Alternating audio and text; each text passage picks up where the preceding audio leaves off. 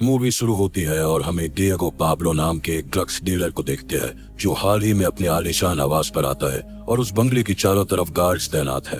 ये guards Pablo की गैर कानूनी कारोबार की सुरक्षा के लिए लगे हैं। डिएगो बाथटब में स्नान कर रहा था। दूर से एक स्नाइपर इस पर गोली मारने की साजिश रच रहा था। स्नाइपर गोली चलाता है और वह गोली सीधे डिएगो के सर में लगती है, जिससे उसकी मौत हो जाती और उसके शव को कब्रिस्तान में दफनाया गया। यहाँ हम एक ब्रैंडन बैंकेट नाम के एक स्नाइपर को देखते हैं जो सेना में काम करता है। वह सेना में शामिल अपने साथी के अंतिम संस्कार पर आया था। अंतिम संस्कार के बाद ब्रैंडन अपने मेजर रिचर्ड मिलर से मिलता है और वे कोलंबिया के रहस्यमय स्नाइपर के बारे में बातचीत करते हैं और कैप्टन ने इस हत्यारे की जांच करने के लिए वे ब्रैंडन को एक विशेष स्नाइपर के रूप में नियुक्त कर देता है। उसके बाद ब्रैंडन उस हत्या के मामले को जांच कर रही टीम से मिलने कोलंबिया एक कार से रवाना हो गया। यहाँ पहुंचकर उसकी मुलाकात एक सार्जेंट नाम के आदमी से होती है जो उस मामले का देखरेख करता था। सार्जेंट ब्रैंडन को एक फाइल देता है और बताता है कि इस खुफिया मिशन में जीसस मोरालेस नाम का एक हाई प्रोफाइल ड्रग्स डीलर शामिल था, जिस पर कई अन्य ड्रग्स डीलरों की हत्या करने का असमंजस था। 10 साल तक दूर रहकर भी मोरालेस एक खुखार स्नाइपर को अपने काम को कई जगहों पर मर्डर करने का संदेह है। सार्जेंट उन सब की बातों को ध्यान से सुन रहा था। तभी यहाँ एक लेडी आती है जिसका नाम केट एस्ट्राडा है, जो नशीले मेडिसिन को सप्लाई करती है। केट ने बताया कि हमें मोरालेस के बारे में कुछ जानकारी मिली है, जो शहर से दूर एक सुनसान जगह पर रहता है। मोरालेस को दोबारा वहाँ से भागने से पहले हमें उसे पकड़ना होगा। इसके बाद एस्ट्राडा ने ब्रैंडन को एक शार्प स्नाइपर बनने के लिए कहती है, जो उस शहर से दूर अपने सैनिकों के साथ सैंटियागो की रक्षा करता था। अगले दिन ब्रैंडन अपनी टीम के साथ मिशन पर आता है। ये एक जंगल में पहुंचते हैं। एस्ट्राडा उन सबको अपने गति पर नजर रखने के लिए कहती है। अब ये मोरालेस के घर के पास पहुंचने वाले थे। तभी ब्रैंडन उन्हें चारों तरफ फैल जाने के लिए कहता है ताकि मोरालेस को शक भी ना हो कि उसके ठिकाने पर कोई आने वाला है। दूसरी तरफ सार्जेंट अपने सैनिकों को एग्जैक्ट लोकेशन दे रहा था। कुछ समय बाद वहाँ जॉन सैमसन नाम का एक एजेंट आता है और वह भी मोरालेस के इन्वेस्टिगेशन को देखता है। एस्ट्राडा को ऐसा एहसास हुआ कि वे मोरालेस के घर के पास पहुंच गए हैं। वे आहिस्ता से घर के अंदर जाने लगते हैं। तभी अचानक एक बम ब्लास्ट होता है। इस ब्लास्ट में कुछ सैनिक मारे जाते हैं। दूसरी तरफ एक खुखार स्नाइपर जंगल से सैनिकों को देख रहा था। वह स्नाइपर पाब्लो के ऊपर निशाना बना रहा है। वह गोली चलाता है जो पाब्लो के पैर में लग जाती, जिससे वह गिर गया।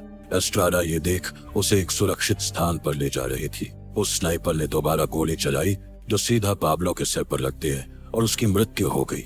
यह देख ब्रैंडन और अन्य सैनिक उसके पास आते हैं। वो ये सब देखकर समझ जाते हैं कि यह सब मोरालेस की चाल थी। ब्रैंडन समझ जाता है कि पाब्लो को मारने वाला कोई आम स्नाइपर नहीं है, क्योंकि वह टारगेट को 2 ही शूट में मार गिराया। स्नाइपर ने जिस बुलेट से पाब्लो को मारा वो कोई साधारण बुलेट नहीं थी। एस्ट्राडा और ब्रैंडन के इस असफल मिशन को लेकर सार्जेंट और सैमसन के बीच एक बैठक की जाती है। बैठक में बताया जाता है कि मोरालेस को हमारे मिशन के बारे में पहले से ही जानकारी थी, जिससे वो हमारे एक साथी को मार दिया। रात में सैंटियागो और ब्रैंडन एक सुनसान जगह पर आते हैं। यहाँ वे अपने मिशन को पूरा करने के लिए रुकते हैं।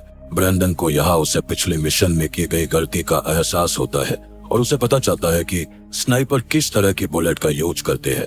एस्ट्राडा पाब्लो की मौत के बारे में सोचकर रोने लगती है। वह एक पब में आती है। जब वह पब में पहुंचती तो उसके साथ कुछ लोग चीट करते। यहाँ एस्ट्राडा उन लोगों की पिटाई कर देती है। अब उसकी मुलाकात फादर कार्लोस से होती है, जो वहाँ काम करता था। कार्लोस मोरालेस के बारे में एस्ट्राडा को कुछ बताता है। वह बताता है कि मोरालेस अपने मिशन को आगे बढ़ाने के लिए एल डियाब्लो नाम के एक स्नाइपर को रखा है, जो पूरी कोलंबिया में ड्रग्स डीलर की निगरानी करता है। कार्लोस एस्ट्राडा को बताता है कि हमें उससे बचकर रहना चाहिए, कहीं हम उसकी नजर में ना आ जाए और वो हमें अपना टारगेट बना ले। लेकिन एस्ट्राडा कहती है कि वह उस मिशन को छोड़ना नहीं चाहती है, क्योंकि उसने अपने कुछ साथी को अपने आंखों के सामने मरते हुए देखा है और उन सबको एल डियाब्लो ने ही मारा था। ये सुनकर कार्लोस एस्ट्राडा से कहता है कि वह उसकी मदद करने की कोशिश करेगा और वह उन्हें जल्द ही मोरालेस के बारे में जानकारी देगा। इधर ब्रैंडन को सैंटियागो से मिली खबर की वजह से वह तुरंत अपनी राइफल लेकर एक बिल्डिंग पर आता है और उस बिल्डिंग की ओर निशाना लगाता है। यह डियाब्लो को एहसास हो जाता है कि ब्रैंडन अपनी राइफल से उस पर निशाना लगाए बैठा है। अब दोनों एक दूसरे के एकदम सटीक निशाने पर थे।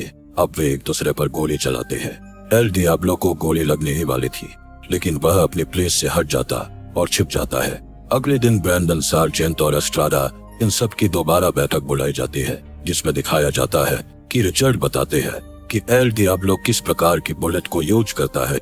ये बुलेट स्नाइपर की इच्छा अनुसार चलती है। इस बुलेट को टकराने से बड़ा ब्लास्ट होता है। इसकी खोज संयुक्त अमेरिका में हुआ था।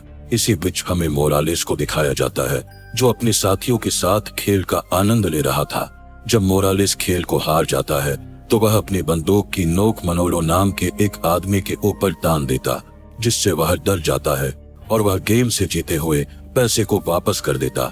दूसरी तरफ एक आदमी खड़ा था जो मोरालेस के इस हरकतों को देखकर डर रहा था। हालांकि मोरालेस उसे नहीं मारता, वह वहां से चला जाता है और एल डियाब्लो से संपर्क करने की कोशिश करता है। वह कमरे के अंदर जाता है और देखता है कि एल डियाब्लो मोरालेस पर अपनी बंदूक का निशाना लगाए बैठा है। वह यहाँ मोरालेस से अपनी भरपाई के पैसे को मांगने के लिए आया था। डियाब्लो कहता है कि तुमने अभी अपनी टारगेट पूरा नहीं किया है। तुमने हमसे वादा किया था कि हम ब्रैंडन को मार देंगे, लेकिन अभी वह जिंदा है। तुम अपनी टारगेट कंप्लीट करो और अपने पैसे ले जाओ। हमें दिखाया जाता है कि एस्ट्राडा और ब्रैंडन एल डियाब्लो की मिली इंफॉर्मेशन को जांच कराने के लिए जा रहे हैं। कुछ देर बाद एस्ट्राडा को एक कॉल आता है। वह कॉल कार्लोस था।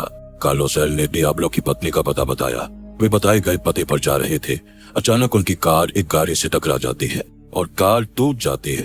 तभी मोरालेस के लोग उस कार को चारों तरफ से घेर लेते हैं और उन पर गोली चलाना शुरू कर देते हैं।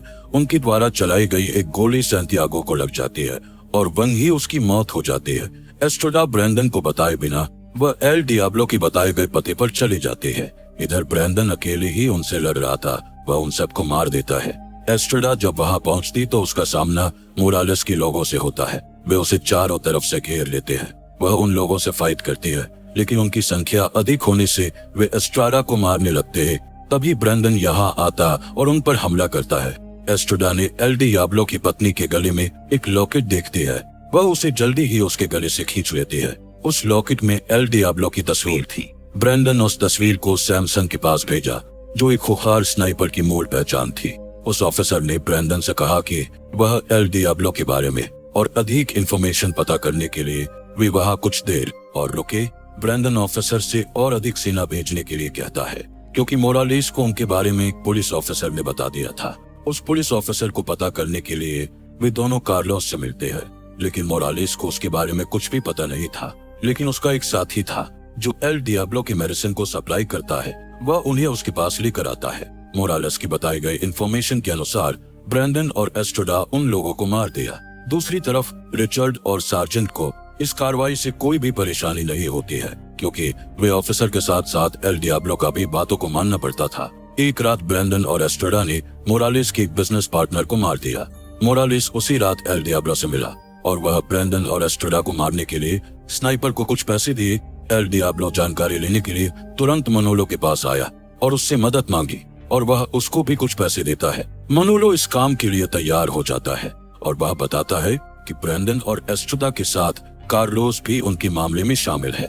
यह सुनकर एल डियाब्लो मनोलो से कार्लोस को फांसी देने के लिए कहा और वे चर्च के पीछे छिप जाते हैं। जब एस्ट्राडा ने कार्लोस को एक पेड़ से लटके हुए देखती है, तब वह घबरा जाती है। उसने उसे बचाने के लिए एक प्लान बनाती है, लेकिन ब्रैंडन वहां जाने से उसे रोकता है, लेकिन वह नहीं मानते। ब्रैंडन बताता है कि हम कार्लोस को यहीं से बचा सकते हैं। कार्लोस जिस रस्सी से लटका हुआ था वह उस पर गोली मारता है और रस्सी टूट जाती और वह नीचे गिर जाता है। दूर छिपी एल डियाब्लो की टीम यह सब देख रही थी। वे कार्लोस पर गोली चलाते और उसे मार देते हैं। अगले दिन वे कार्लोस की डेड बॉडी को ले जाते हैं और उन्हें बहुत दुख होता है कि उनका एक साथी मारा गया जो इनके इस काम में मदद करता था। उसी समय ब्रैंडन विक्टर के इशारे को नोटिस करता है और उसके पीछे जाने का फैसला किया। विक्टर वहां से भागने लगता है, लेकिन ब्रैंडन उसे पकड़ लेता और उससे एल डियाब्लो के बारे में पूछता है, लेकिन वह कुछ नहीं बताता। बहुत टॉर्चर करने के बाद वह मोरालेस के बारे में जानकारी देने के लिए सहमत हो जाता। वह बताता है कि कार्लोस को मारने वाला कोई और नहीं बल्कि मोरालेस ही है। उसकी यह बात सुनकर डीए सैनिकों ने मोरालेस के घर पर आते हैं और घर के चारों तरफ मोरालेस को ढूंढते हैं। घर के अंदर एक ब्लास्ट होता है। मोरालेस सोचता है कि सभी सैनिक मारे गए, लेकिन वे मोरालेस को गिरफ्तार कर लेते हैं और वे उसे वहां से बहुत दूर एक बड़े शहर ले जाते हैं ताकि उसे पता न चले। उस शहर का नाम मियामी था। यह बात एल डियाब्लो को पता चल जाता है। वह अपने फेक पासपोर्ट का उपयोग करके मियामी एयरपोर्ट पर आता है और देखता है कि यहाँ ब्रैंडन मोरालेस को कार्यालय ले जाने तैयारी कर रहे हैं। यहाँ ब्रैंडन की मुलाकात रिचर्ड होती है, जिसने पहले उसे सेना द्वारा बनाई गई बुलेट को दिखाता है। और बताता है कि बड़े स्नाइपर इसी बुलेट को इस्तेमाल करते, जो सामान्य बुलेट की अपेक्षा अधिक गतिशील होती है। इतना ही नहीं, बल्कि संयुक्त राज्य अमेरिका भी अपनी सुरक्षा के लिए इसी बुलेट का इस्तेमाल करते हैं। इसी बीच हमें दिखाया जाता है कि एल डियाब्लो अपनी राइफल को एक बड़े बॉक्स से निकालता है। उधर कुछ ऑफिसर मोरालेस को पकड़कर एयरपोर्ट से एक कार की ओर ले जा रहे हैं। ब्रैंडन ये सब देख रहा था और जैसे ही मोरालेस को एयरपोर्ट से रवाना किया जाता है, सैमसन ब्रैंडन से पूछता है कि वह उनके इस मामले में शामिल क्यों नहीं हुआ। ब्रैंडन कहता है कि इस कार में जो अभी गया वह मोरालेस नहीं बल्कि कोई और था। मोरालेस को अब एक सफेद कार से भेजा जाएगा क्योंकि उसे पता चल गया था कि मोरालेस को मारने के लिए एल डियाब्लो को कुछ पैसे दिया गया है। ये बात अब सरकारी ऑफिसर्स के पास पहुंच जाती है कि वह ड्रग्स की सप्लाई करने में उनकी मदद करता था।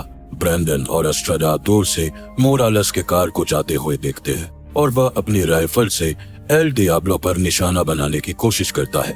एल डियाब्लो के साथियों ने मोरालेस के कार जाने की सूचित करते हैं। एल डियाब्लो उस संदेश को देखता है और वह अपनी शूटिंग प्लेस को बदलता है और मोरालेस के कार को एयरपोर्ट से बाहर निकलने का इंतजार करता है। जब वह कार को देखता है तब वह उस पर फायर करता है। गोली मारकर वह कार को टुकड़े टुकड़े कर देता है और कई लोग उस कार पर गोली चलाते हैं। वे उन सभी को मार देता है। दूर से ब्रैंडन और एस्ट्राडा एल डियाब्लो के द्वारा चलाई गई गोली की प्लेस को देख लेते हैं। तुरंत ब्रैंडन अपनी राइफल से उसी जगह पर शूट करता है। वह गोली सीधा एल डियाब्लो के सिर में लगती है, जिससे वही उसकी मौत हो जाती है। अगले दिन पता चलता है कि ब्रैंडन के द्वारा बनाए गए प्लान से मोरालेस की जान बच गई, क्योंकि उसने ही मोरालेस के कार को चेंज करवाया था। वह जानता था कि मोरालेस निर्दोष है। ब्रैंडन यह सब बात सैमसन को बताता है, जिसे सुनकर सैमसन को अपने किए पर पछतावा होता है, क्योंकि सैमसन भी उसी गैंग में काम किया करता था। उसे अपने एक साथी को खो देने की वजह से वह ब्रैंडन से चिल्लाकर बात करता है, जिसे देख एस्ट्राडा उसे एक थप्पड़ मारती है और उसे गिरफ्तार करवा देती है। इसी के साथ मूवी यहीं पर एंड हो जाती है।